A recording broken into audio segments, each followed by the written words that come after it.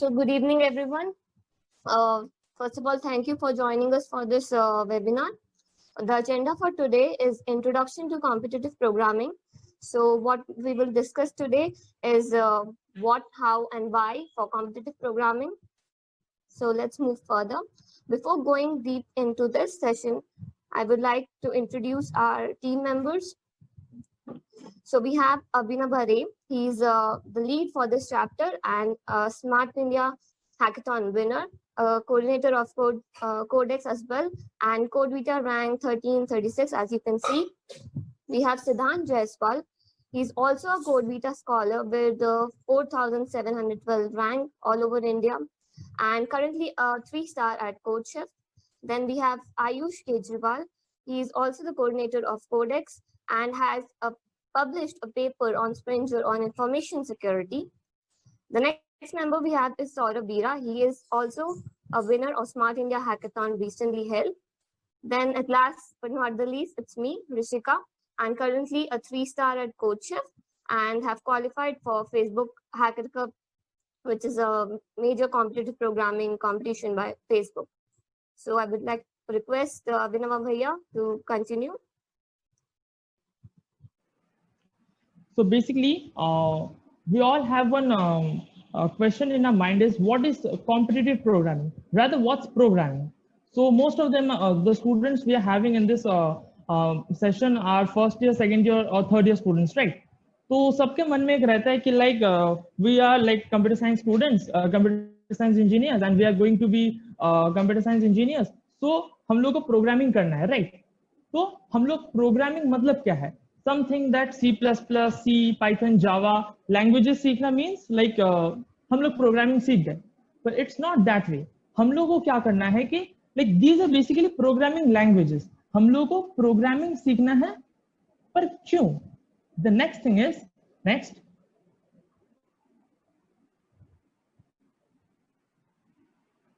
So what is programming? हम लोग ऐसे समझ सकते हैं like for example you tell your friend to buy a chocolate from a shop nearby. So basically तुम्हारा friend क्या करता है, एक शॉप में जाके टॉफी खरीद के लाता है. The same thing happens with a computer also. तुम कंप्यूटर को instructions देते हो and it performs it and that's what comes back to you. Like तो हम लोगों को basically कंप्यूटर के साथ कैसे interact करना है वो सीखना है, right? तो अब हम लोग यहाँ पे कॉम्पिटिटिव प्रोग्रामिंग मतलब क्या है, व्हाट इज कोडशिफ्ट इवन? तो कोडशिफ्ट एक ऑनलाइन पोर्टल है. It's like a ranking platform. जैसे हम लोग फेसबुक, इंस्टाग्राम यूज करते हैं, तो द सेम वे हमारे पास कोडशिफ्ट है. उसमें we can solve problems and we can increase our ranks. तो उससे क्या होता है, we get to know like we get to prove ourselves to a larger audience all over the world. और बड़े बड़े कंपनीज जो हम लोग को रिक्रूट करते हैं, बेसिकली वो लोग हमारे प्रॉब्लम सॉल्विंग स्किल्स को देखते हैं. So now what is competitive programming? अगर हम लोग मान लो एक क्वेश्चन सॉल्व करते हैं जो एक नॉर्मल प्रोग्रामिंग क्वेश्चन है, like finding the addition of 2 numbers, तो ये प्रॉब्लम को हम लोग कितना कम टाइम में कंप्यूटर से सॉल्व करवा सकते हैं, that is actually competitive programming. And simple programming is like just 2 number को एडिशन करवा देते हैं, दैट्स नॉर्मल प्रोग्रामिंग. और उसी चीज को बहुत फास्ट और बहुत कम टाइम में कैसे करते हैं, दैट इज कॉम्पिटिटिव प्रोग्रामिंग. जैसे हम लोग स्पोर्ट्स खेलते हैं, इंडोर गेम्स, आउटडोर गेम्स खेलते हैं.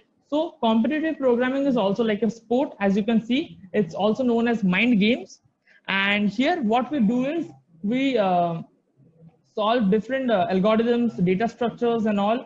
Basically maths को कुछ interesting way में convert करके हम लोग अगर उसको use करते हैं, तो that is what is simply called as programming, right? अब तुम लोग सोच रहे हो कि ऐसे addition of 2 numbers अगर हम लोग कर रहे हैं, तो इसको और fast करने का मतलब क्या हुआ? इमेजिन करो तुम सबके पास 2 नंबर्स है, 11 and 7. We all know 11 + 7 = 18, right? पर हम लोग अगर इसको कंप्यूटर के थ्रू सॉल्व करवाते हैं, तो what it will do is 11 और 17 को ऐड करेंगे 1 by 1 and we get to the answer.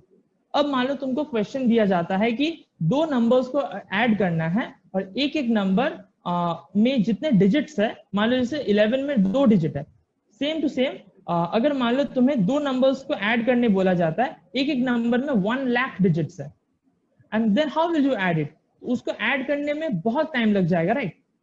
तो उसी चीज को अगर हम लोग एफिशिएंट वे में कुछ ट्रिक्स लगा के करें, that is called as competitive programming. Now the thing is, why do competitive programming? हम लोग करें क्यों? We are fine doing like normal stuff and all. तो कॉम्पिटिटिव प्रोग्रामिंग करें क्यों? इससे तुम लोग की प्रॉब्लम सॉल्विंग जो स्किल्स है वो इंप्रूव होगी. You will get hands-on implementations with algorithms. Basically, हमारे क्लास में जो algorithms पढ़ाया जाता है, बहुत सारे नए नए algorithms, even कुछ बहुत ज्यादा बोरिंग भी होते हैं, तो उसको हम लोग इंटरेस्टिंगली कैसे समझ सके और इम्प्लीमेंट कर सके. क्योंकि मान लो तुम लोग कोई एक पर्टिकुलर एल्गोरिथम ग्राफ्स पे पढ़ रहे हो, पर we don't get interest in it, right? कि क्या पढ़ा रहे सर लाइक और मैडम, तो हम लोग को समझ नहीं आता. क्यों? क्योंकि we don't get to implement it, right? तो हम लोग अगर उसको प्रैक्टिकली करते हैं, जैसे हमारे नॉर्मल स्कूल्स में फिजिक्स और केमिस्ट्री के प्रैक्टिकल क्लासेस होते थे, तो वैसे अगर हम लोग उसी एल्गोरिथम्स को प्रैक्टिकली इंप्लीमेंट करके कुछ बना सके, तो we will get interest in it, right? And the best part of it is we get to companies जो बहुत ज्यादा अमेजिंग सैलरीज देते हैं. For example, take in consideration companies like Google, Facebook, Microsoft. They want students not only who can program good, because they actually have their applications or their products launched. Like they don't need, like for example, उनके पास WhatsApp है, Facebook के पास WhatsApp है. तो what Facebook is trying to do is ऐसा कुछ बनाए ताकि वही एप्लीकेशन और कम टाइम में और ज्यादा फास्ट चल सके, और कम रैम वाले के सिस्टम्स में और ज्यादा फास्ट चल सके. तो उनके लिए दे नीड स्टूडेंट्स और इंजीनियर्स, इंजीनियर्स जो उसी प्रोग्राम, मतलब उसी एप्लीकेशन में जो भी कोड लिखा हुआ है उसको और ज्यादा सिंप्लीफाइडली और फास्ट रन करवा सके, right? So that's why the requirement for, in fact, requirement or the necessity of competitive programmers in this tech world is very high, right? You can also go through the boxes that we have on a screen. Like the third one at the bottom left is lab assignments will seem to be like a piece of cake. Exactly, क्योंकि तुम्हें exactly उनमें मजा आएगा. क्योंकि normally हम लोग assignment जो करते हैं बेसिकली इधर उधर से कॉपी कर करके करते हैं, राइट? हम लोग उसको कैसे इंटरेस्टिंग बना सके, that's what competitive programming will let you no.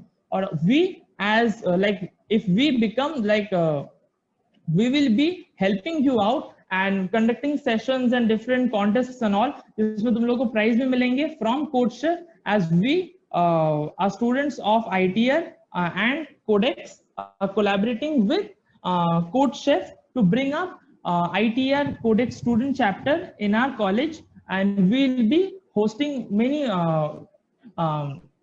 interesting and joyful contests and all.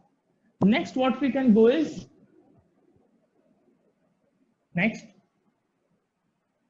So here we can see the steps, like from the bottom one, you can see that learning a programming language, and at the top we are having fun. So no one likes to learn a new thing, like if even if we like to learn them, but हम लोग को like पढ़ना पड़ेगा क्या यार, it will not be fun. But at the top thing we are having is to having fun. वो कैसे? To get to very big companies, to get huge salaries and something like that. तो उसके लिए हम लोग को कुछ tough steps लेने पड़ेंगे जो at the bottom होंगे, but as you go up it will be a cakewalk for you. So we'll have to learn a programming language first.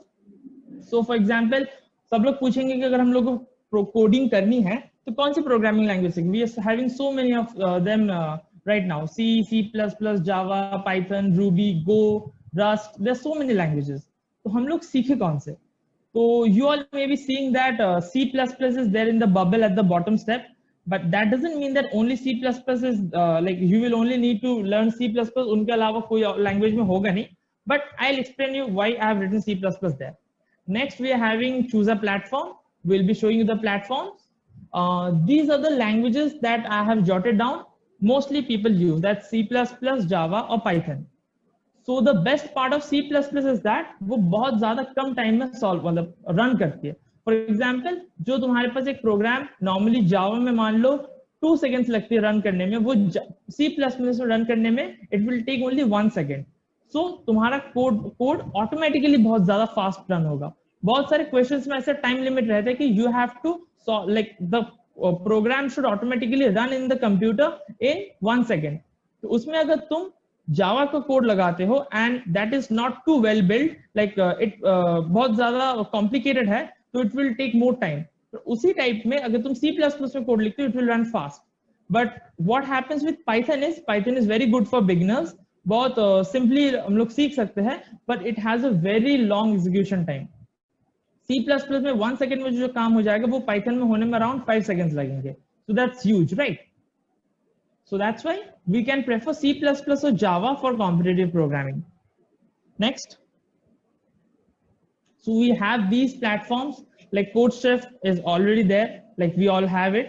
Then we have Geeks for Geeks, Codeforces, Topcoder, Spodge, HackerRank and all. And हम लोग इसमें भी competitive programming सीख सकते हैं, right?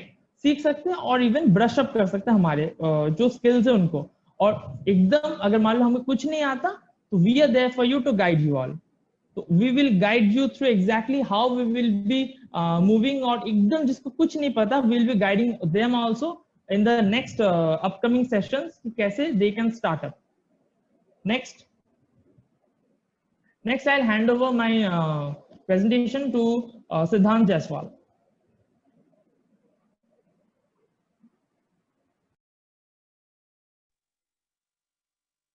Hello, thank you भैया।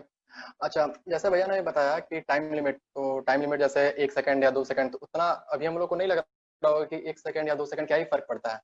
But अभी जो मैं आपको तुमको क्वेश्चन दिखाने वाला हूँ, ये क्वेश्चन से मालूम चलेगा कि टाइम लिमिट क्या चीज़ है, मतलब कितना बड़ा डील है टाइम। Next slide please. तो एक प्रॉब्लम स्टेटमेंट है ये कि हम लोग रियल लाइफ प्रॉब्लम पे कैसे हैंडल करते हैं कोडिंग को। तो जैसे तुम लोग जानते हो कि आज की डेट पे सबके पास आधार कार्ड है, राइट? और आधार कार्ड मतलब एक सिम, अगर तुमको मान लो सिम कार्ड लेना है तो Aadhaar card is necessary for you, तो तुमको सिम कार्ड लेने के लिए तो, और हर सिम कार्ड आधार कार्ड से लिंक्ड है आज।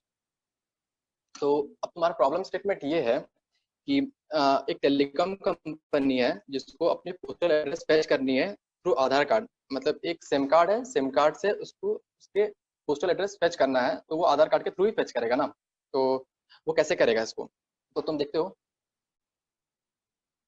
तो मान लो जैसे आधार कार्ड है, तो आज इंडिया की पॉपुलेशन अराउंड मान लो 1 बिलियन है। तो 1 बिलियन मतलब 10 टू द पावर 9 पीपल है इंडिया पे। 10 टू द पावर 9 पीपल मतलब तुम्हारे पास 10 to the power 9 people, 10 to the power 9 SIM cards भी। नेक्स्ट, तो तुम लोग को क्वेश्चन प्रॉब्लम स्टेटमेंट सही समझने के लिए बता रहा हूँ कि एक सिम कार्ड, मान लो अगर तुमको एक सिम कार्ड का डेटा फेच करना है तो तुम कैसे करोगे।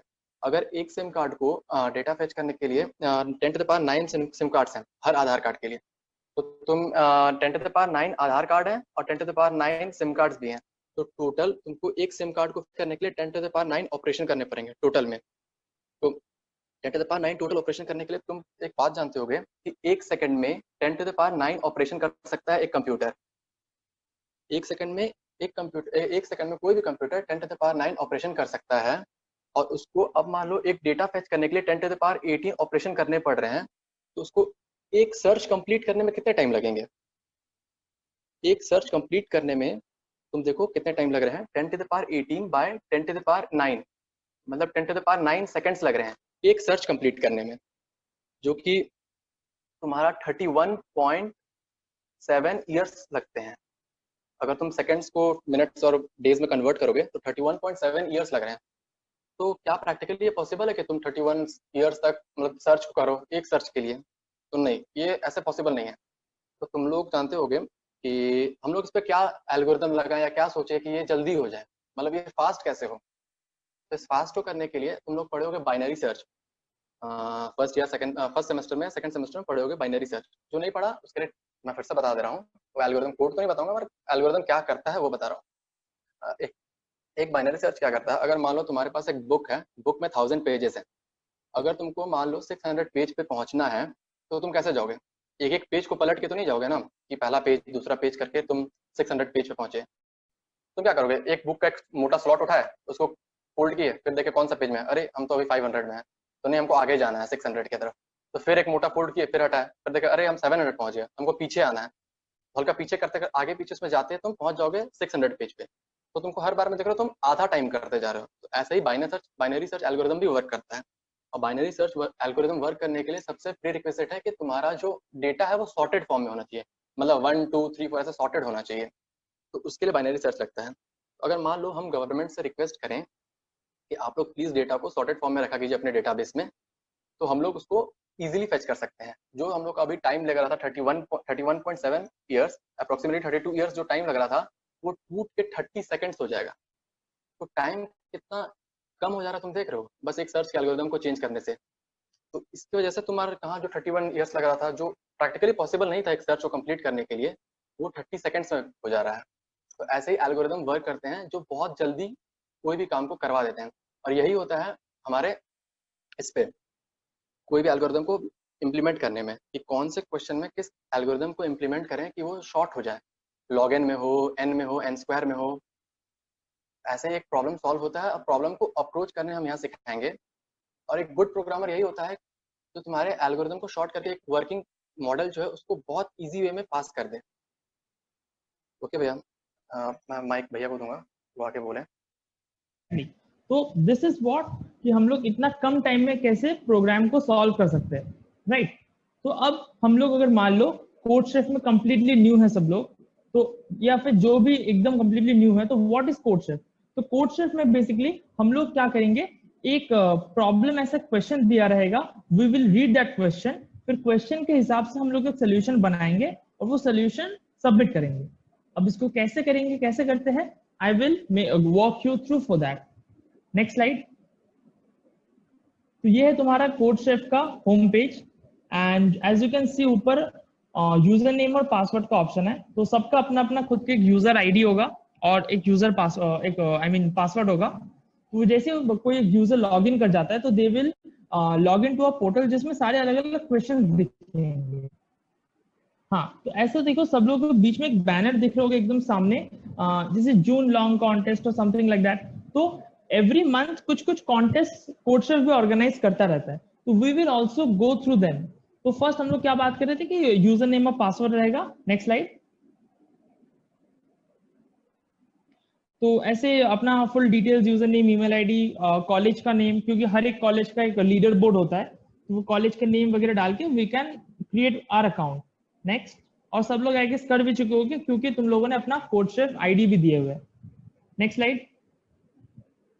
हाँ, so this is the screenshot of a particular problem.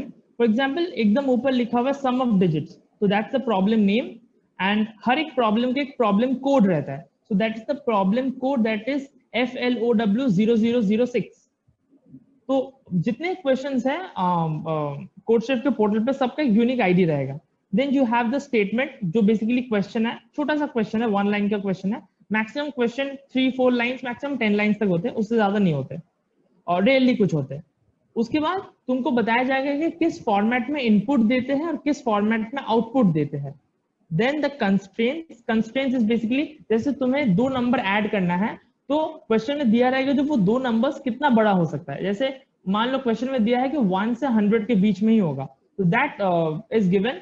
कि नहीं तो तुम उसके हिसाब से एल्गोरिथम लगाओगे कि ज्यादा बड़े नंबर्स के लिए कुछ और सोचेंगे, छोटे नंबर्स के लिए कुछ और सोचेंगे, इसलिए वहां पे वैसे कंस्ट्रेंट्स दिया रहता है। And then you have the example section जिसमें तुम्हें एक एग्जाम्पल इनपुट दिया रहेगा कि ऐसा इनपुट डालने पे क्या आउटपुट आएगा। नॉर्मली अगर हम लोग फर्स्ट सेमेस्टर में कोडिंग किए होंगे तो तुम लोगों को पता होगा कि हम लोग करते कि enter number, then enter first number, enter second number, फिर हम लोग फर्स्ट नंबर सेकेंड नंबर लेके उसको ऐड करके आउटपुट करते हैं, राइट। पर कॉम्पिटिटिव प्रोग्रामिंग में क्योंकि जो जज होगा, जो चेक करेगा तुम्हारा क्वेश्चन एक्चुअली सही है कि नहीं, वो भी एक कंप्यूटर ही होगा, तो उसको नहीं पता कि enter first number, enter second number मतलब क्या होता है। तो बेसिकली क्वेश्चन में लिखा रहेगा कि तुम जैसे एग्जाम्पल में देखो, फर्स्ट इनपुट लिखा हुआ 3, फिर 3 लाइन में 3 नंबर्स है और आउटपुट में 3 अलग अलग लाइंस है। तो क्वेश्चन में ऐसा लिखा हुआ है कि तुम्हें जो भी नंबर देना है बेसिकली सिर्फ नंबर को इनपुट करना है और कुछ नहीं इनपुट करना है, ना कुछ टेक्स्ट ना कुछ। तो इन दैट वे हम लोगों को वो क्वेश्चन में दिया रहेगा। This is just a brief. जब हम लोग एक्चुअल क्वेश्चंस कैसे करते हैं सिखाएंगे तो we will explain you hands on के कैसे एक्चुअली क्वेश्चन करते हैं। देन एकदम नीचे रहेगा कि time limit, previous slide once. हाँ, टाइम लिमिट इसमें देख सकते हो तुम लोग सब कि 1 सेकंड का टाइम लिमिट है, मतलब ये प्रोग्राम जब तुम कंपाइलर में रन करोगे कोड में तो वो 1 सेकंड के अंदर रन हो जाना चाहिए, that is the time limit. And source limit is nothing but तुम जो कोड लिख रहे हो उसका limit, that doesn't matter much. Next slide. And thank you, that's all we had to say today, क्योंकि हम लोग ज्यादा लेंदी नहीं करना चाह रहे थे कि सेशन को। इफ यू ऑल सजेस्ट तो हम लोग नेक्स्ट जो सेशंस हम लोग रखेंगे उसमें और ज्यादा डिटेल में एक्सप्लेन करेंगे। Next I hand over to Rishika. Okay guys, सबको थोड़ा बहुत आइडिया तो लग ही गया होगा कि क्या कैसे करना है। तो नेक्स्ट हम लोग अभी फर्स्ट स्टेप रहेगा कि एक कंपटीशन, एक कॉन्टेस्ट छोटा सा आप सबको पोर्टल के साथ फैमिलियर करने के लिए एक कॉन्टेस्ट ऑर्गेनाइज करेंगे। उसमें आपको पार्ट लेना कंपलसरी है और वो आपके भी फायदे की बात है कि अगर आपको आगे इसमें बढ़ना है तो जिसने स्टार्ट नहीं किया कहीं ना कहीं से तो स्टार्ट करना ही है। और अगर कोई भी मुश्किल आती है उसमें तो आप पोर्टल पे जाओ, खुद से देखो, कुछ नहीं होता है तो आप डायरेक्टली हम में से किसी को भी डायरेक्ट मैसेज करके पूछ सकते हो। ठीक है, इसी के साथ फिर हम एंड करते हैं इसका।